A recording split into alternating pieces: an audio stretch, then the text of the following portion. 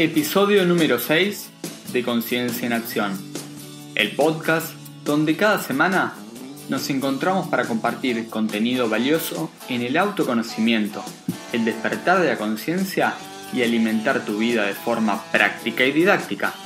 Si aún no te has registrado, te invitamos a ingresar a www.uconciencia.org y registrarte para recibir todas las novedades.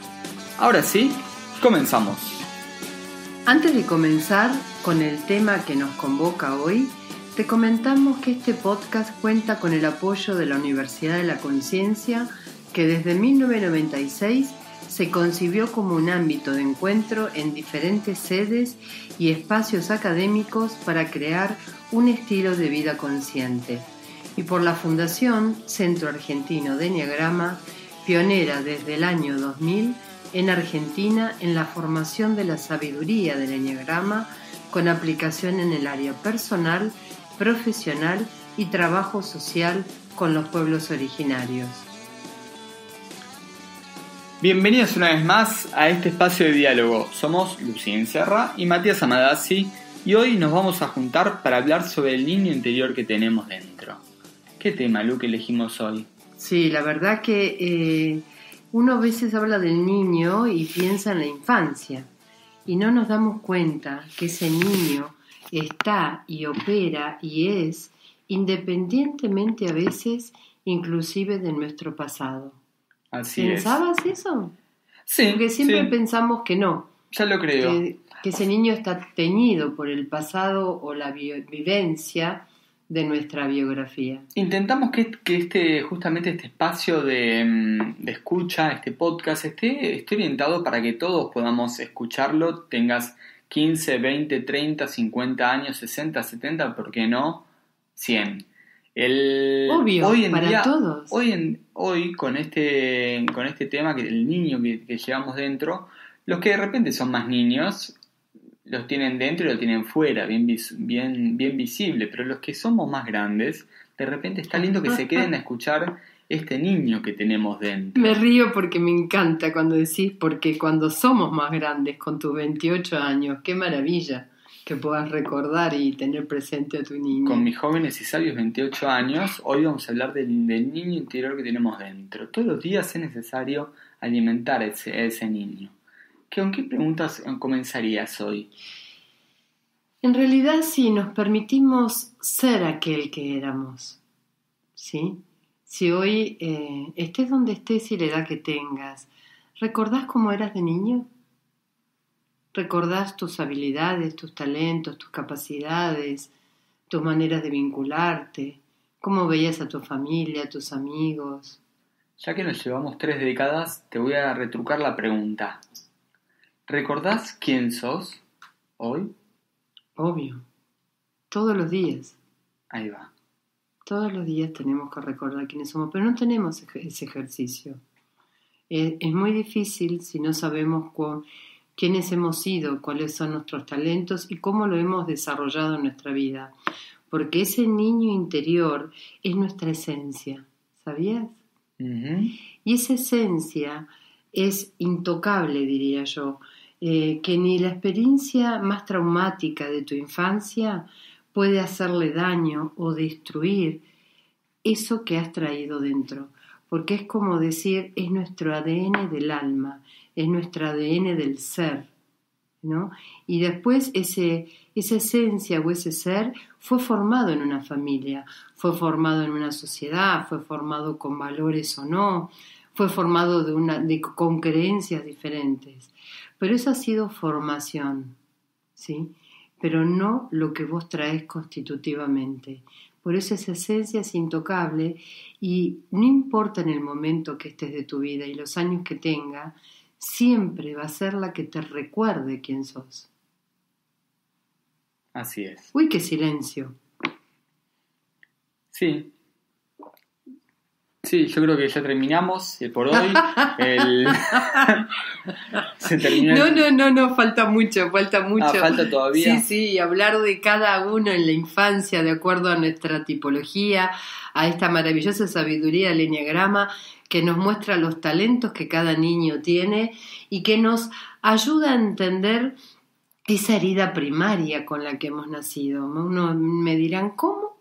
Sí, una herida primaria que no tiene que ver con la historia, sino que tiene que ver con el nacimiento mismo.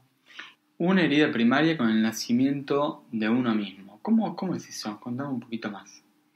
Lo que pasa es que no tiene que ver con la historia de uno, que sí después marca en nuestra biografía, sino con el momento del nacimiento. Nosotros venimos del vientre de nuestra madre, no respirando, no comiendo por la boca, sino que alimentándonos por el cordón umbilical. Es decir, venimos de un estado acuoso y pasamos a un estado en donde tenemos que aprender en el momento del nacimiento a respirar y tenemos que aprender a comer y tenemos necesidades.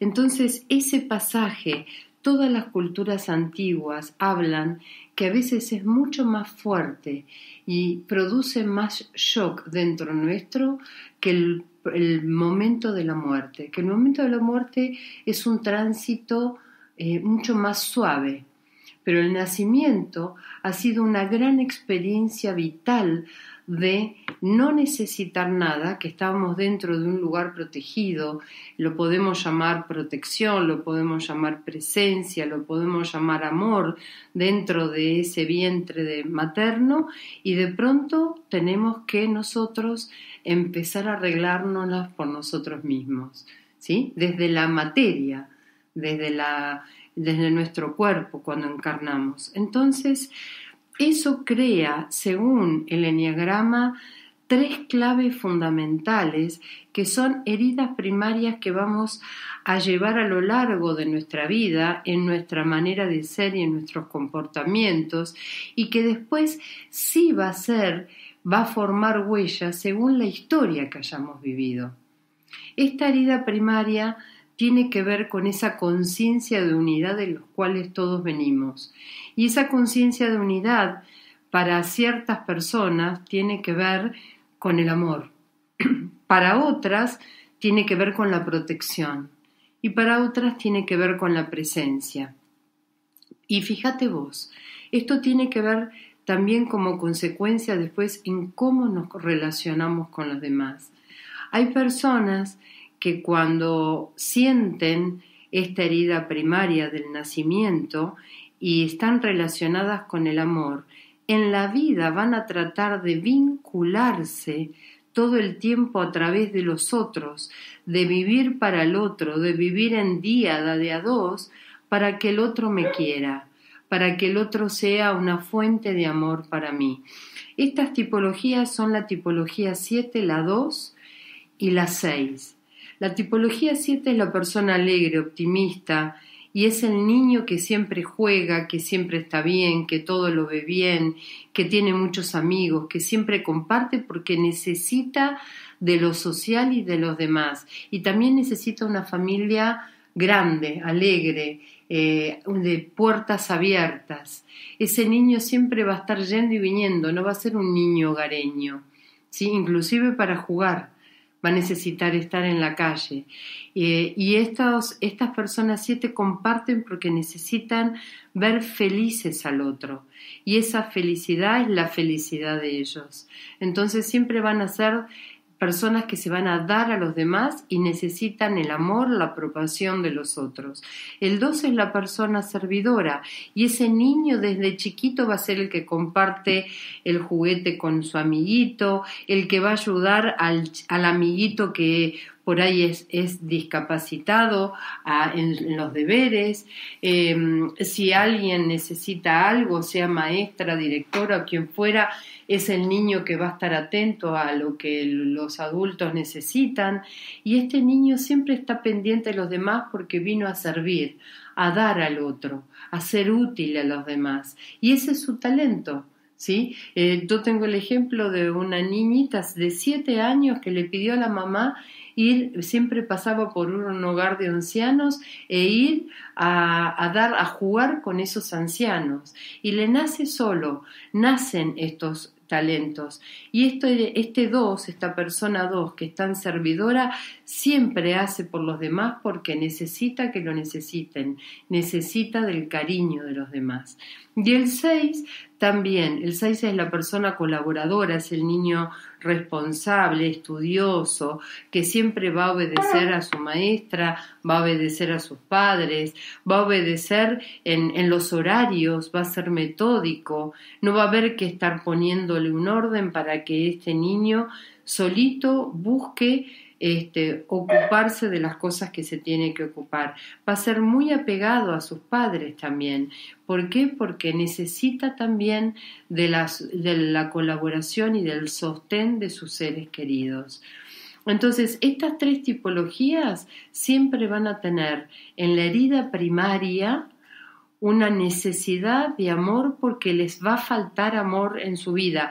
Por más que la historia les traiga una familia feliz, una familia funcional, muchos hermanos, siempre van a necesitar conquistar el amor de otros. Y por otro lado, el miedo justamente que tienen estas 3 tipologías es el miedo a no tener ese amor, el miedo a estar solos, el miedo a sentir que si están solos, están en vacío. No saben estar solos porque sienten un gran vacío de amor. Son las personas que tienen que aprender a amarse a sí mismos, ¿sí? Y estos 3 niños son personas que siempre están con otros, con amigos, con grupos, con familiares, que les tienen miedo inclusive a estar cerrados en su cuarto o no les gusta estar solos en su cuarto y que pueden fantasear mucho cuando son chicos.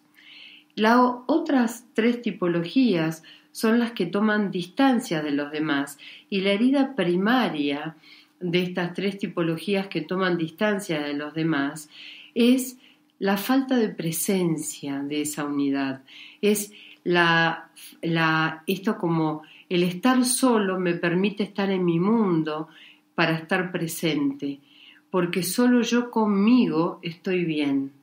Entonces, fíjate vos algo, el miedo de estas tipologías es al abandono del otro, ¿sí? Y pasa lo siguiente, la tipología 5, que es el niño estudioso, el niño aplicado que le encanta leer, pero que es solitario, justamente muchas veces abandona, lo invitan en un grupo de amigos o en el colegio y él quiere estar solo en el recreo, por ejemplo, y no le gusta mucho jugar con otros chicos, o para estudiar estudia solo en vez de hacer la monografía con otros amigos. ¿Por qué? Porque necesita esa soledad para estar enfocado y para estar enfocado en lo que le gusta. Le encanta leer, le encanta ver cosas que le interesen, sean por internet, investigar conocimientos nuevos. Es un gran investigador desde niño. A veces hasta sabés que son niños que conjeturan a los profesores lo que están dando, porque ya lo estudiaron o ya lo vieron o ya lo investigaron el tema que está dando el profesor. Son muy teóricos, muy racionales y muy lógicos. Entonces necesitan de esa soledad para seguir investigando sobre lo que les gusta. Y generalmente en una familia estos niños se los ve como que no son adaptados al medio en donde están. La otra tipología es la 9. Y esta persona 9 o este niño 9 es el niño que siempre está adaptándose para estar bien, el que necesita estar en paz, en armonía, que no le griten, que no lo presionen, que no se enojen, sino que le digan las cosas bien. Siempre vas a lograr más de un niño 9 cuando le hablas amablemente que cuando le das una orden autoritaria.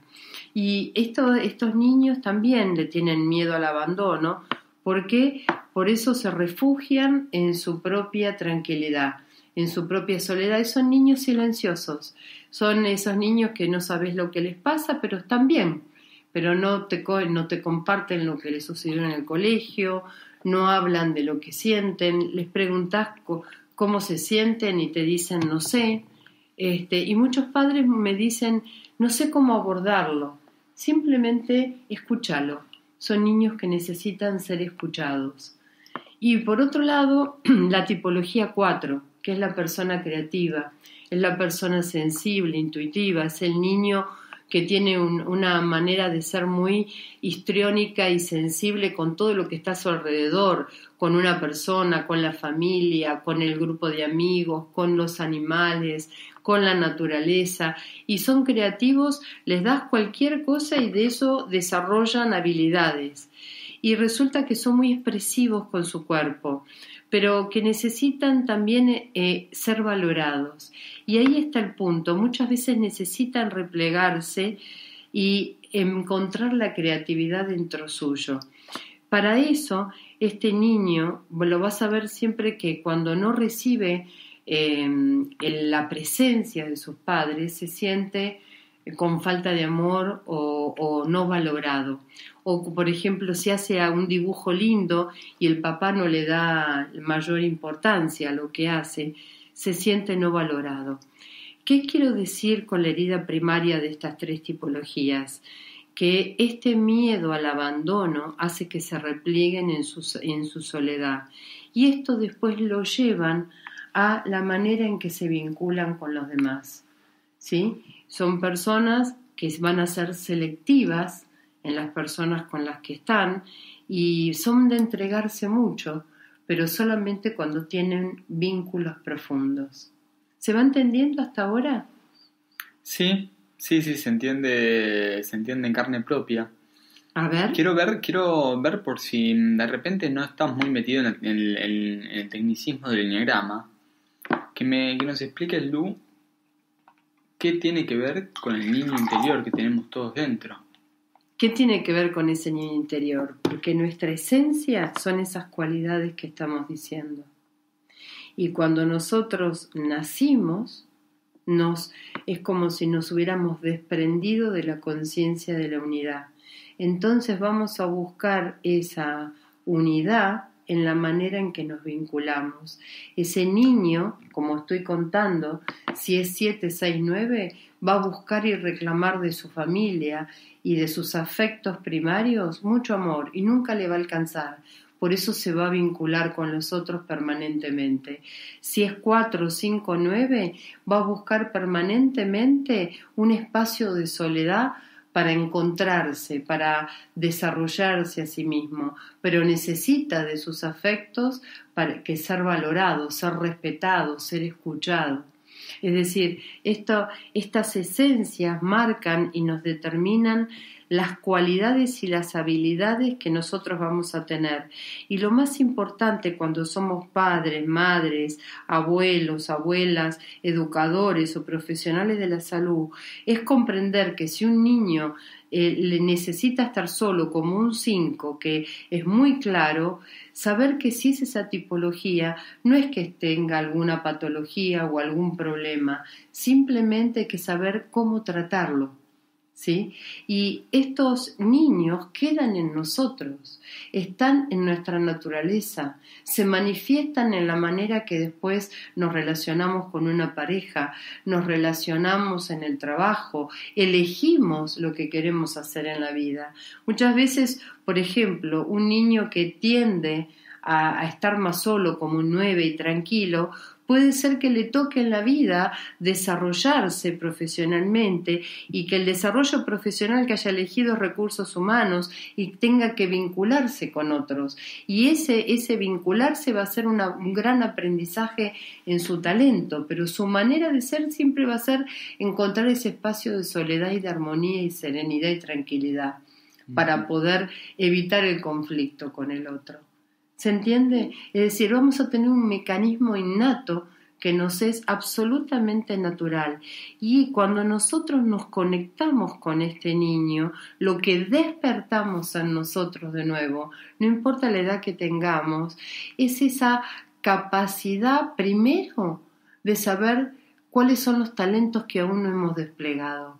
Y por otro lado, la felicidad de saber que si nosotros desplegamos estos talentos, vamos a descubrir que hay una manera en que nos vinculamos y que no está ni bien ni mal, sino es nuestro estilo de encontrar el amor, la presencia y la protección, y por ende todo niño en la infancia lo que necesita es estar seguro en sus afectos, estar seguro en su bienestar, la comida, el aseo, el lugar donde se educa, en todo lo que hace a la seguridad propia de la formación de la psicología del niño. Pero cuando vamos evolucionando y creciendo, podemos darnos cuenta que nosotros nos podemos hacer cargo de esa seguridad, y lo que tenemos que dejar es la espontaneidad, el juego,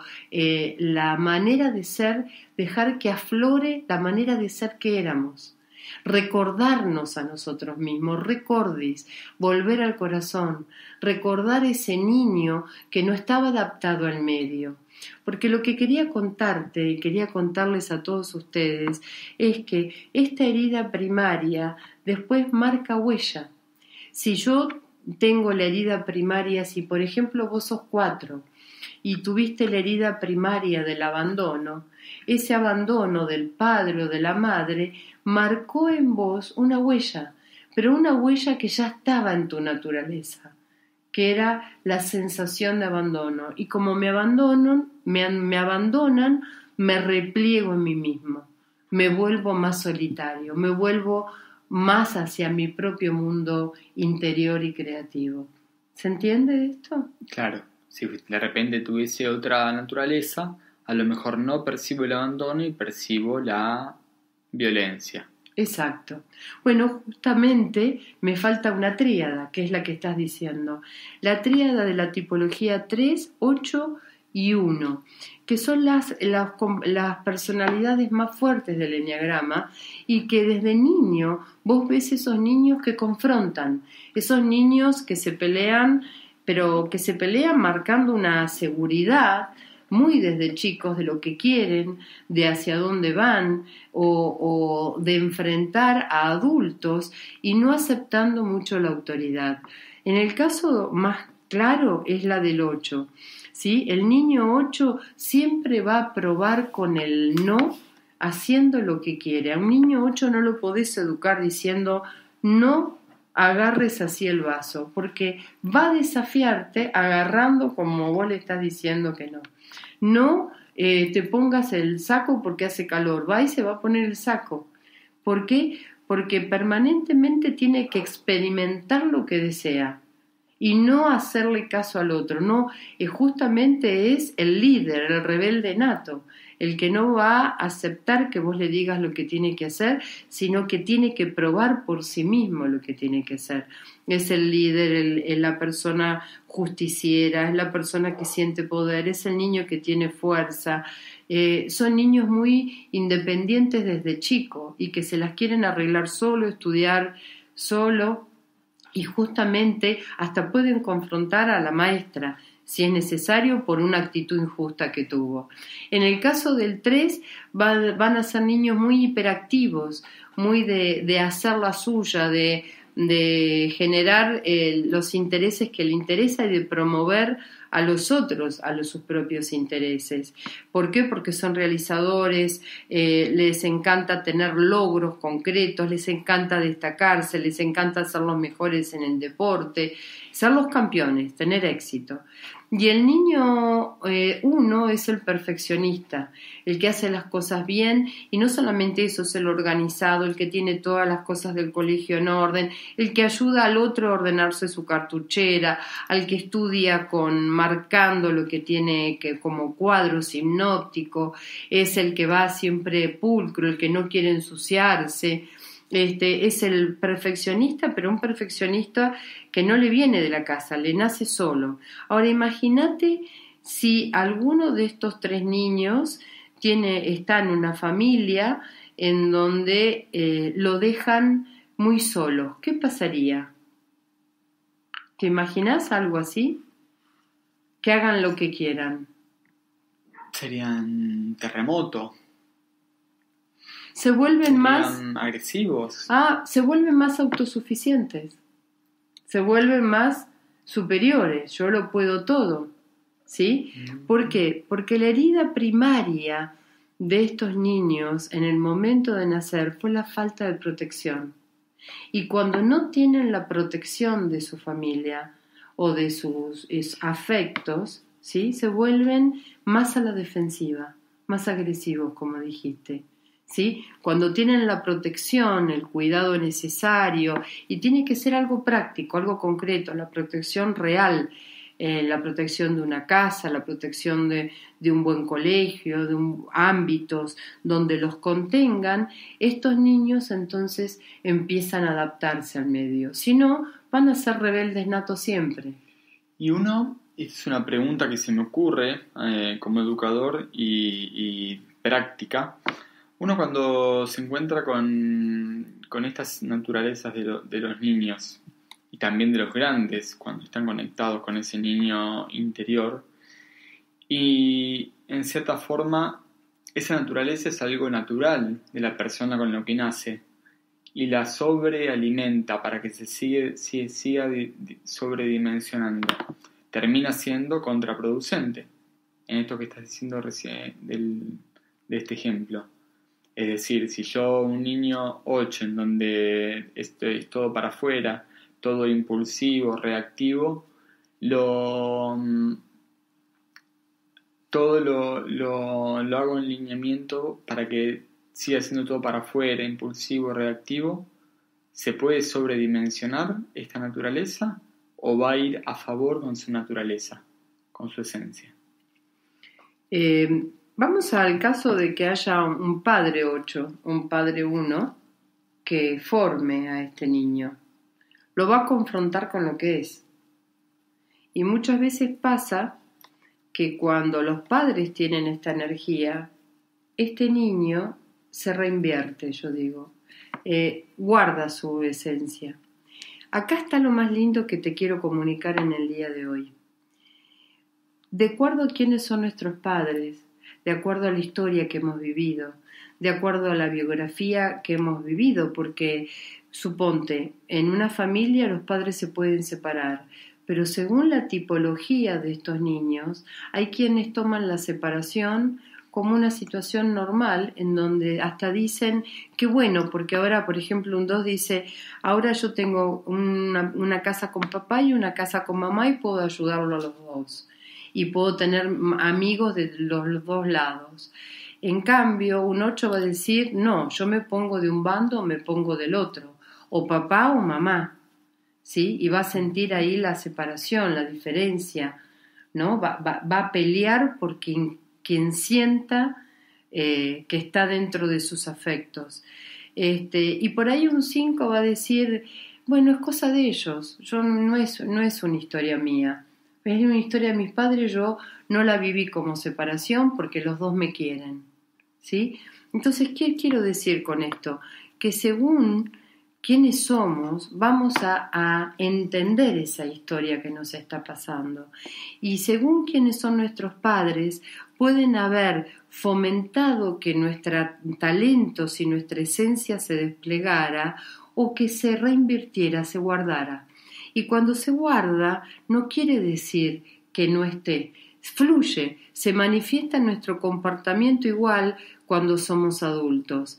Simplemente que hay algo que tenemos que volver a descubrir de nosotros, y es la naturalidad de esos talentos, la naturalidad de quienes somos. Y cuando uno se pregunta de adulto ¿quién soy?, lo primero que tendría que ver era ¿quién era? ¿Quién era cuando yo era niño? ¿Quién era antes de adaptarme al medio que vivía? No nos acordamos generalmente de esto. Nos acordamos de nuestra herida, de lo que hemos vivido en la historia de la familia. Cuando vamos liberando esas heridas y cuando vamos trabajando con nuestro ego a partir del autoconocimiento para que esas heridas no nos condicionen, nos damos cuenta que hay un diamante en bruto que está ahí latiendo para hacer lo mejor de nosotros mismos. Y esto es lo más maravilloso, porque esta herida primaria nos invita a la unidad, nos invita a entender que todo este tránsito humano de aprendizaje, de dolores, de alegrías, de debilidades y de aptitudes personales es para que vayamos a ese camino hacia la unidad. Y entonces, al despertar nuestro niño interior, vamos comprendiendo las diferencias con los otros, porque vamos a ser mejores padres si nos conectamos con nuestros talentos y vamos a descubrir que nuestros hijos tienen otros diferentes, que no son iguales a nosotros, o vamos a ser mejores docentes cuando entendamos que en el aula tenemos muchos chicos que si yo en algún momento digo hasta acá llegamos y levanto la voz, hay quien me va a escuchar y va a entender y va a sintonizar con lo que estoy diciendo y otros que le va a doler y no me va a escuchar frente a la misma acción, ¿sí? Es decir, que hay muchas maneras de reaccionar. Volviendo a esta pregunta que vos me habías hecho antes, ¿podemos despertar a nuestro niño interior y traerlo a hoy, a lo que hoy somos, sin esas heridas, entendiendo que solamente nuestra herida primaria nos invita a la unidad con nosotros mismos? ¡Wow! Y es la esencia del trabajo que hacemos constante y sinuante en la Universidad de la Conciencia para poder conocernos por lo que somos y no por nuestras historias, nuestros patrones, nuestras creencias. El niño interior no es más ni menos que esa naturaleza que traemos dentro. Así que todos los días conectarte con esa naturaleza, conectarte con esa esencia, hacer algo que te apasiona, algo que te gusta, algo que no le pongas frenos, algo que verdaderamente sientas hacer y lo hagas de forma fluida. Ese niño interior que te conecta ni más ni menos con lo que te gustaba hacer y con lo que amabas hacer cuando eras un niño. Me gustaría seguir en otro podcast con cómo tratar a nuestros hijos de acuerdo a esto que estamos hablando. Te recordamos que puedes seguirnos por Facebook, Instagram y Twitter en la Universidad de la Conciencia y en las redes personales de cada uno, Lucía Inserra y Matías Amadasi. Si quieres revivir o compartir la charla en la que participaste, te dejamos la breve tarea de comentar, puntuar en iVoox o en iTunes y compartir el episodio en tus redes. Desde la Universidad de la Conciencia te invitamos a crear un estilo de vida consciente. Te esperamos en el próximo encuentro de Conciencia en Acción.